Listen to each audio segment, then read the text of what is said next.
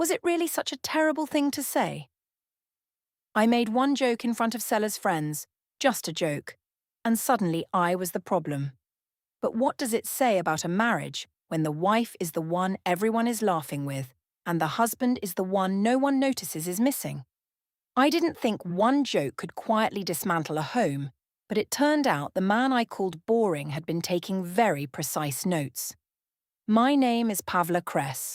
I am 30 years old, and from the outside, my life looks exactly like the one I always imagined. I am a travel content creator and freelance photographer, the kind who captures coastal light, hotel terraces, and soft sunsets that make strangers feel like they are missing out on their own lives. I am genuinely good at it. Good enough that brands contact me without prompting. Good enough that my follower count rises steadily on its own. I live in a bright third-floor apartment with south-facing windows. My husband, Tomas, is steady, precise, and dependable. A structural engineer with a solid salary and a calm presence. I wear a ring that catches light beautifully in photographs. But somewhere along the way, I developed a quiet belief that my life should feel more stimulating than it did. I never framed it as dissatisfaction. Instead, I told myself that a woman with a visible public life needed a certain freedom to remain interesting. I repeated that idea often enough that it stopped sounding like an excuse and started sounding like truth. The joke that started everything happened on a Saturday morning at the ferry terminal. Sellers' birthday group was gathered near the dock while the air smelled of salt and diesel from idling engines. Tomas had dropped us off 20 minutes earlier with a coffee and a smile. Someone asked if the married women felt strange leaving their husbands for the weekend. Bryn said she loved hers but also loved weekends away. Everyone laughed. Without really planning it, I added that I could try other men if I wanted to. Tomas knew that, but the trick was that I chose not to. At least so far. The group laughed again, and I laughed with them. For a moment I felt clever, bold, and interesting. The weekend itself was beautiful. A beach promenade at dusk, dinner with carafes of local wine, and several pieces of content posted online, my ring visible in every frame. On the second evening, a man from a nearby table joined our conversation briefly. I noticed that I never mentioned Tomas, though I told myself the subject simply never came up. When I returned Sunday night, Tomas was waiting at the kitchen counter with fresh coffee. He asked how the trip went and who had been there. I answered generally. After a moment, he said I seemed vague about Sunday afternoon. He had noticed that Seller tagged 8 people in photos Saturday but only 7 on Sunday. I accused him of counting faces on Instagram. He didn't argue immediately. Later, he mentioned a caption Bryn had posted. No husband's weekend finally arrived. He suggested we sit down together and talk honestly. I dismissed it as Bryn's joke, took my phone to the bedroom, and shut the door. The next morning, my phone buzzed with a message from someone I had met only briefly, Luca Eames, asking if I wanted to meet for coffee to discuss a content idea. I read the message again and again, and I didn't delete it. The collab, that was the word I used for it, began on a Tuesday evening at a co-working studio on the 6th floor, 2 stops from our apartment. I booked the space through the shared household account we used for work subscriptions, something I didn't think about carefully enough at the time. Luca was already there when I arrived, sketching ideas on a whiteboard about layering coastal sound over travel photography. A resin printer hummed in the corner, and from the right angle it all looked convincingly professional. I posted a photo of the studio with no Luca in frame and captioned it working on something new. The comments arrived instantly, warm and encouraging. 2 weeks later, a session ran late. We left the studio around 9 and walked to a small riverside espresso bar. I got home at 11:15. Tomas was on the sofa reading and didn't ask questions. The next morning, his phone received a bank notification. A joint account charge from the bar at 10:38 p.m. 1 espresso and 1 cocktail. I had told him I stayed at the studio. He said nothing, but he saved the notification. 3 days later, he asked casually who my collab partner was and what the project timeline looked like. He said he wanted to know before scheduling anything on those evenings. His voice was calm, the way it became when he had already decided something mattered. He pointed out the studio invoice showing 2 guest logins and asked what the project was actually producing. A video series. A photo campaign. 12 sessions had passed with no visible output.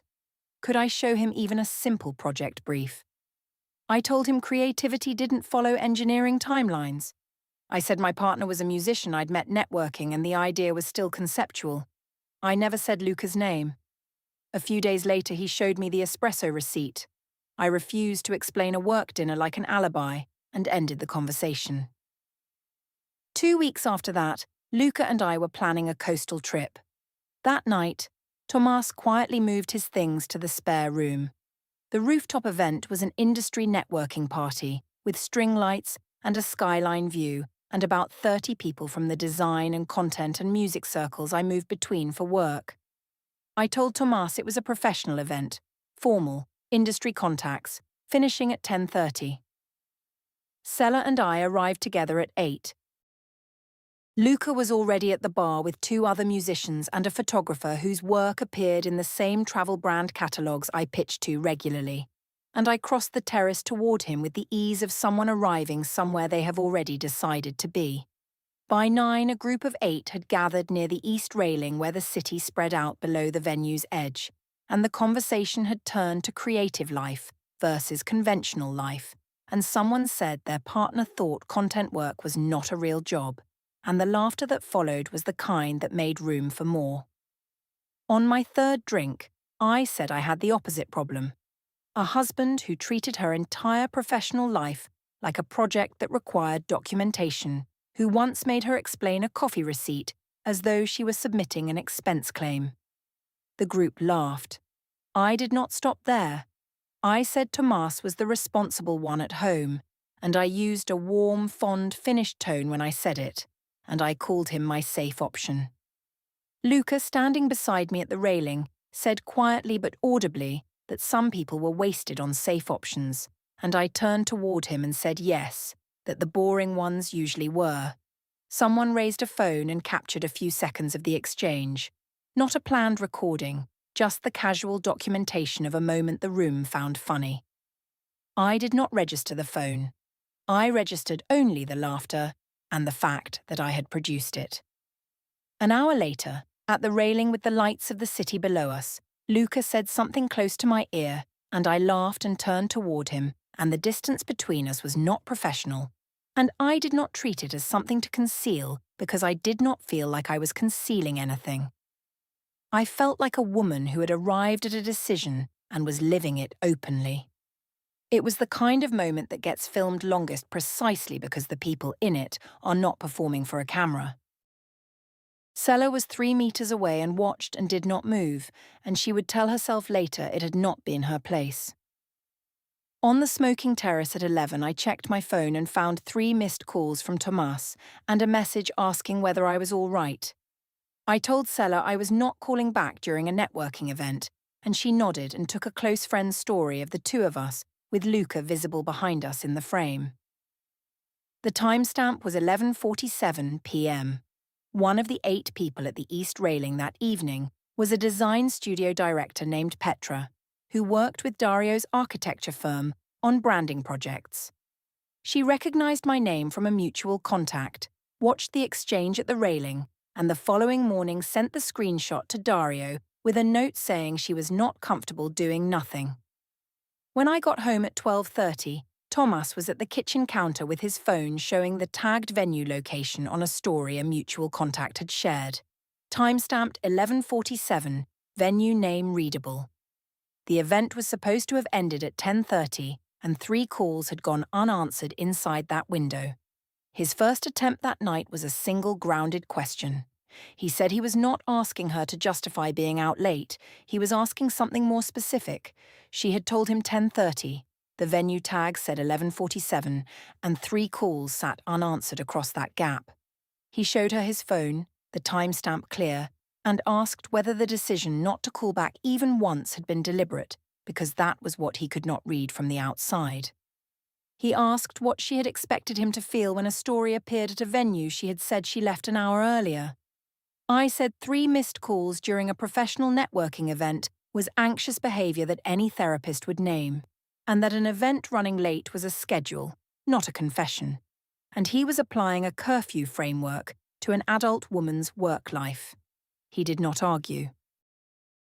He sat with what I had said, and it landed the way quiet things sometimes land, not as an ending, but as a confirmation of something he was already building toward.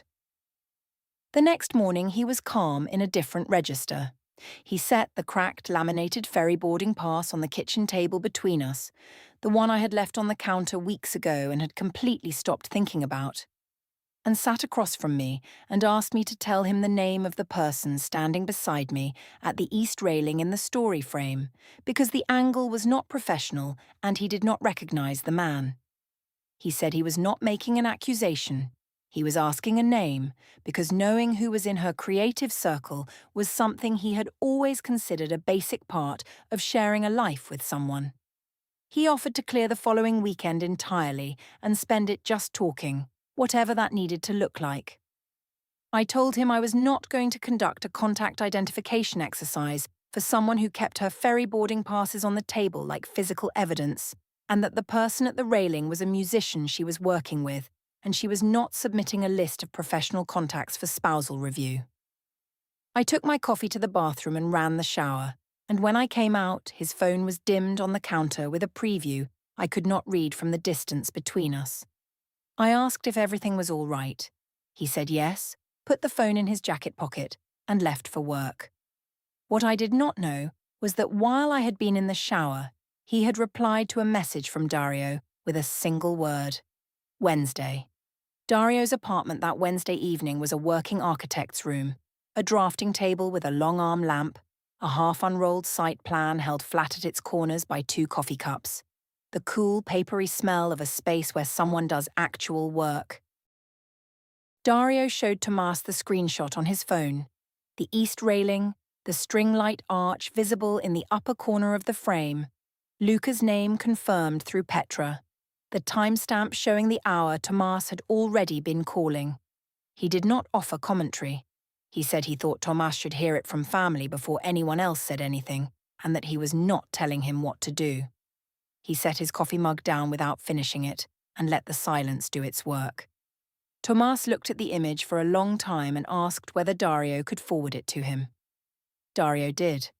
They talked for 40 minutes, the receipts, the calendar sessions, the boarding pass, the missed calls, and Dario listened to all of it without managing any of it, which was the most useful thing anyone could have offered. Thursday evening, Tomas came home with a quality of silence that I would later try to describe as coldness, but which was actually precision. He placed his phone on the dinner table with the rooftop image pulled up, the east railing, the string light arch, a shoulder I could not reasonably deny. He said he had the image, the time, and the venue, and he asked me one question. How would I describe what I was doing in that frame to someone who did not know me? Because the distance between me and the man beside me was not how a person stood next to a professional contact at a networking event, and he was not labeling it for me. He was asking what I would honestly call it if I were watching a stranger. He also asked whether what the photo showed was connected to the espresso bar receipt, the studio bookings that had produced nothing published, and the 3 unanswered calls because he was assembling a picture from things he already knew, and he wanted to give her the chance to describe the picture before he settled on his own version. I told him I was not going to explain myself from a screenshot his brother had forwarded, that this was a category of monitoring I had not anticipated, and that a man who sourced information from family contacts instead of from his wife had already written the story before asking for her side of it. I said the man in the photo was Luca Eames, her collab partner, and the image showed 2 professionals at an industry event. 3 days later, on a Sunday morning, I came to the kitchen in a different register, warm, unhurried, almost apologetic without quite apologizing. I said I had been thinking about the distance between us and I disliked it, and I proposed a reset trip, just the two of us, no phones, no content calendar, a coastal weekend designed entirely around what he wanted to do. I framed it as a genuine offer, and it was partly genuine because I did genuinely dislike the distance. But its primary purpose was to reset his posture toward me before he spoke to more people or took any steps I could not see in advance. I called it a peace offering, and I said it with a warmth that I had worked up to. He sat with it for a moment, and he said he appreciated it. Then he placed the amber resin ring dish on the counter between us. I had come to the kitchen barefoot and casual, and the ring was sitting in it because I had taken it off earlier. And he looked at it briefly before looking at me. He said, before any trip, he needed one answer. What was the brand client attached to the collab with Luca Eames? What was the deliverable? And when did the first piece publish? He said if the collab was real, the answer was a 5-second task. He also said the trip he wanted was one where they both arrived without a strategy, and he asked whether she was able to do that. I could not answer the client question without confirming there was no client. I said I did not believe he actually wanted a trip.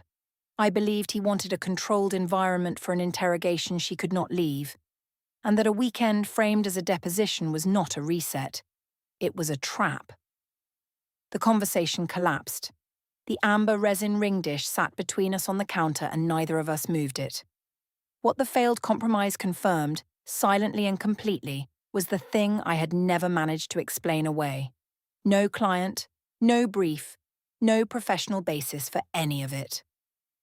3 hours later, I was at my parents' house for Sunday dinner, sitting beside my mother in the soft voice of a woman requesting to be believed. I told her Tomas had become consumed with monitoring her creative work, that he tracked receipts and photo locations, that he had sent a screenshot of a professional event to his brother because she had been photographed near a male colleague. My mother murmured concern and touched my hand. Nora sat across the table and said nothing, but watched the empty chair where Tomas usually sat when he joined us. My father said, plainly and without dramatizing it, that Tomas was a measured man, and measured men did not become paranoid without something worth measuring. Then he excused himself before dessert. Nora stayed at the table and kept her view to herself, and her silence had a particular shape. Not agreement, not dismissal, just witness. That night, the spare room light was on when I got home. I did not knock. I went to the bedroom and sat on the edge of the bed, beside the amber resin ring dish, and looked at the ring inside it for a long time without picking it up. The following morning, Tomas left before I was awake. In the kitchen, the emergency key drawer was slightly ajar. I opened it fully, and the spare key ring was gone. Not on the hook either. I told myself he had put it in his jacket, which was correct. What I could not identify was the significance of a man who quietly reorganized access to his own home without ceremony.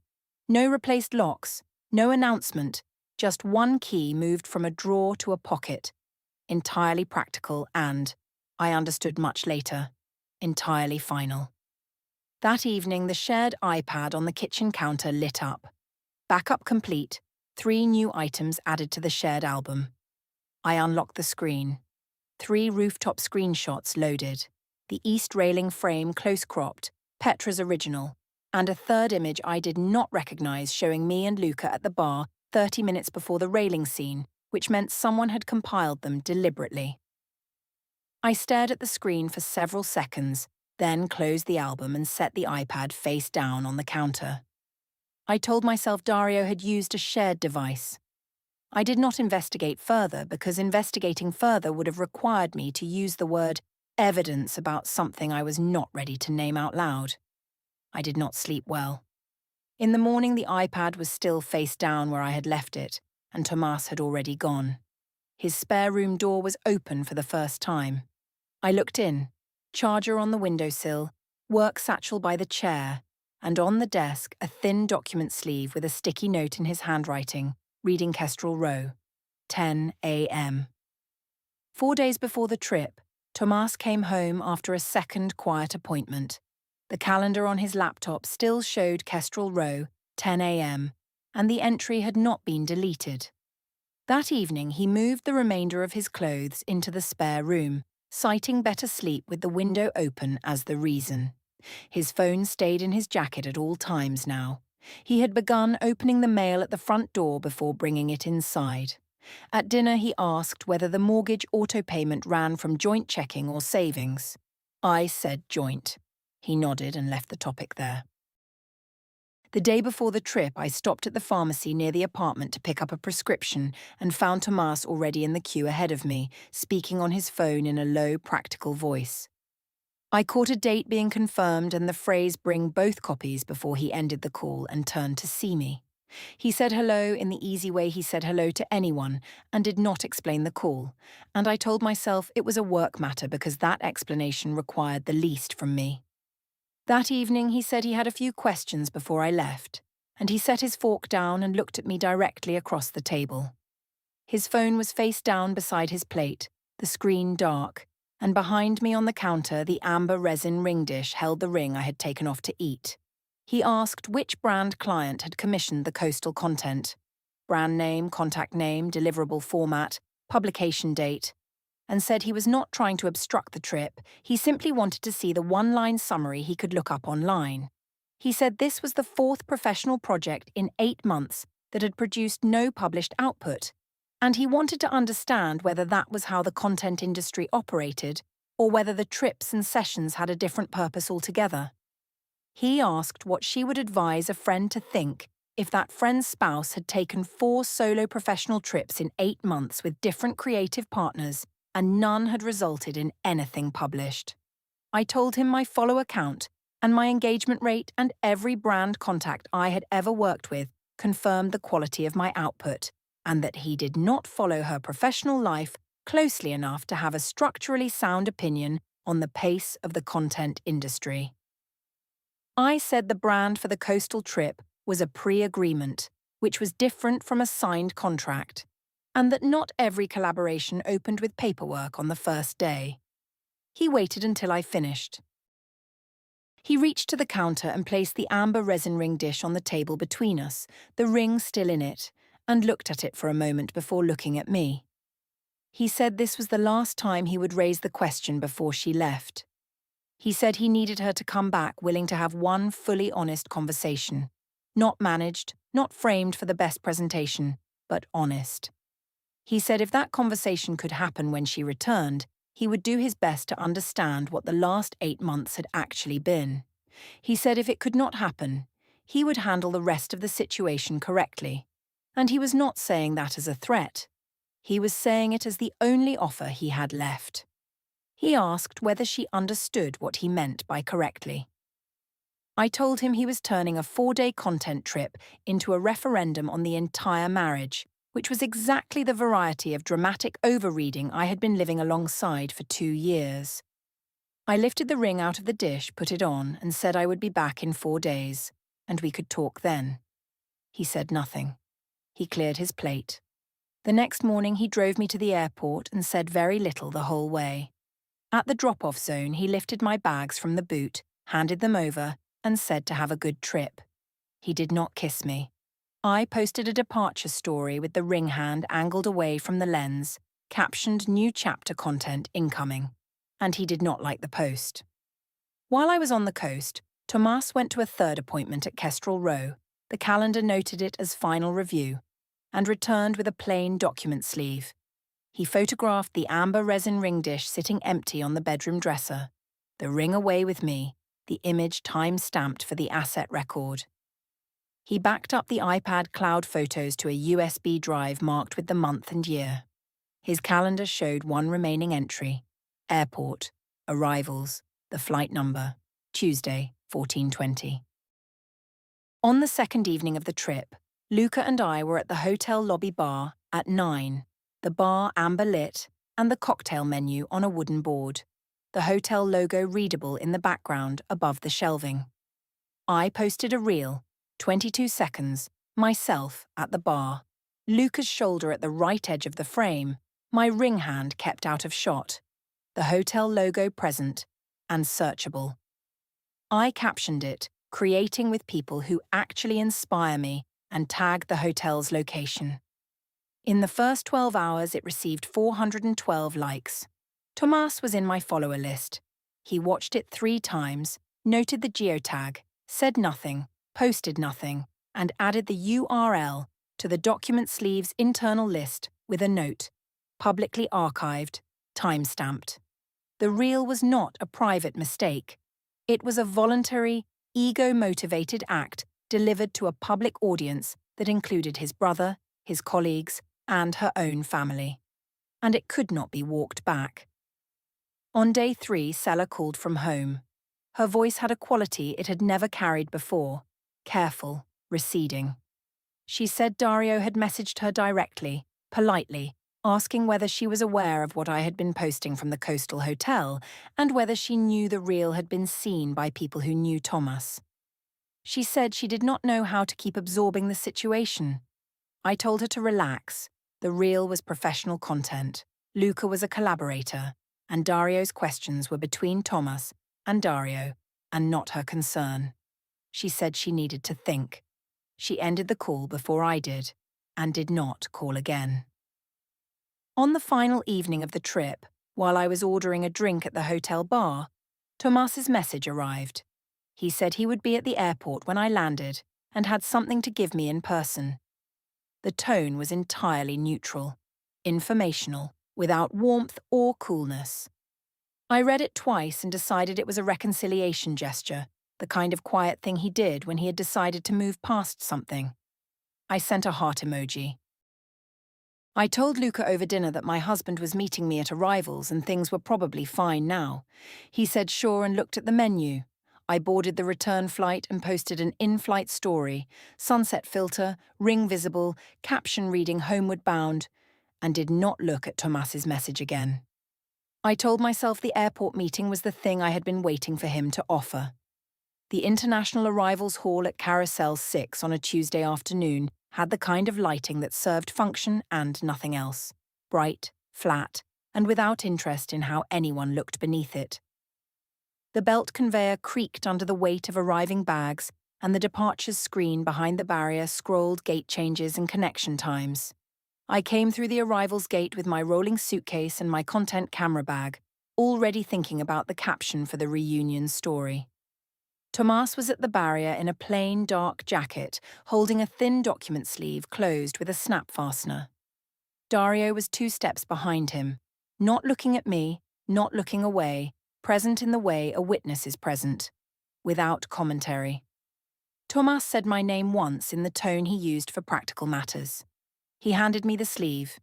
He said it contained a separation agreement, a motion for temporary exclusive use of the apartment in his name, a formal asset documentation list that included the heirloom engagement ring, and a 14-day response window. He said his contact information was on the cover page, and he hoped I had someone I could speak to. He stepped back. I opened the sleeve. The separation agreement was 3 pages. Behind it was the evidence appendix, 3 cloud-synced rooftop screenshots recovered from the shared household album, time-stamped. The hotel lobby reel, publicly archived, geotag matched to the booked hotel. Luca's presence confirmed by 3 named industry witnesses. Dario's 1-page witness summary, clinical and factual. Sela's message forwarded to Dario with her written consent. Sela, who had said she needed to think, had made her decision. The espresso bar receipt and the studio invoices covering 4 months of sessions with no published output, and a 12-item log of dialogue attempts, each dated, each response categorized. Deflection, mockery, shutdown, refusal, moral inversion. Item 12 was dated 4 days before the trip and read, "Final offer refused. Decision confirmed." I closed the sleeve and looked up. Tomas and Dario were already moving toward the exit. I called his name. He turned once. I said we should talk before anything was decided. He said his contact information was on the cover page, turned back, and walked through the exit doors with Dario beside him. They did not look back. A woman from my flight passed with a rolling suitcase, recognized me from the hotel lobby, and said lightly, "Good trip." I said yes. I was holding the document sleeve in both hands in the middle of the arrivals hall, with the belt conveyor creaking behind me. The apartment key did not work on Wednesday morning after one night at my mother's house. The locks had been changed during the trip, listed on the building management system as routine maintenance. My mother made tea and said nothing and put my suitcase in the guest room. The joint account had a freeze notification pending by the end of the week. The hotel brand I had described as a pre-agreement sent a polite rejection email on Thursday. Luca's last message arrived 2 days after the service saying the trip had been great and a new project was developing. Talk soon. When I replied, he did not reply to my reply. His profile showed a studio session with a different photographer 1 week later. 2 industry contacts quietly unfollowed in the days after the separation circulated through the design and content overlap circle. Seller's birthday story went up 11 days later without my name in the tag list. When I messaged her, she replied after 2 days with 3 sentences that were warm and final and asked for space. 14 days after the arrivals hall, I sent Tomas a voice note. 8 minutes, calm at the start and less so by the middle, framing the document sleeve as a reaction rather than a process, suggesting coffee, suggesting mediation, suggesting that the last year had been hard for her too and that he had never asked what she needed. He replied by text the same day. Logistics would go through the process. The ring was on the returnable asset list in the appendix and should come back by the deadline. He hoped she was doing okay. No cruelty, no entry point. 6 words of genuine wish, followed by a closed door. What she believed had given her power. The joke, delivered to a laughing group on a ferry terminal dock, and improved with every retelling. The real, 412 likes. Professional framing, her strongest engagement in 2 months. The kiss at the railing, public enough to feel like freedom and private enough to feel deniable. The trip, 4 days of being described as inspiring by someone who stopped replying once the situation became administrative. The ring photographed and posted, the marriage performing itself as a backdrop for everything she was doing behind it. What had dismantled it all? The cloud sync notification on the shared iPad that she had closed without opening because opening it would have required naming what she already knew. The hotel reel posted voluntarily to a public account with a documented following, geotag confirmed, not a private whisper, but a published record that could not be walked back. The collab that produced nothing, which became 12 dated entries, ending with the words, "Decision confirmed."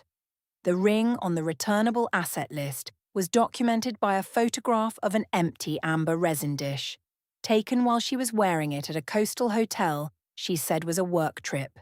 She had performed confidence. He had assembled a process. Confidence requires an audience. A process requires only completion. The amber resin ring dish sits on the bedroom dresser in the apartment Pavla no longer has a key to enter. The ring is off her hand, returned by the deadline, listed in the asset appendix under its original description and estimated value. Her suitcase is in the guest room at her mother's house, the camera bag on the floor beside it, a coat on the hook near the door. Luca's last message is 3 weeks old and ends with "talk soon," which was not a promise, only punctuation. Seller's birthday story has 31 likes, and Pavla's name is absent from the tag list. The hotel reel is still on her profile with the caption intact and 412 likes, but she unpinned it from her highlights because she could not read the phrase, "people who actually inspire me," without understanding. At last, the full weight of what that sentence had cost. She has not posted from the guest room. She has been quiet for 11 days. The cracked laminated ferry boarding pass is still on the kitchen counter in the apartment, exactly where she left it when she came home from that first coastal weekend and set it down without thinking twice. It was never hers to take,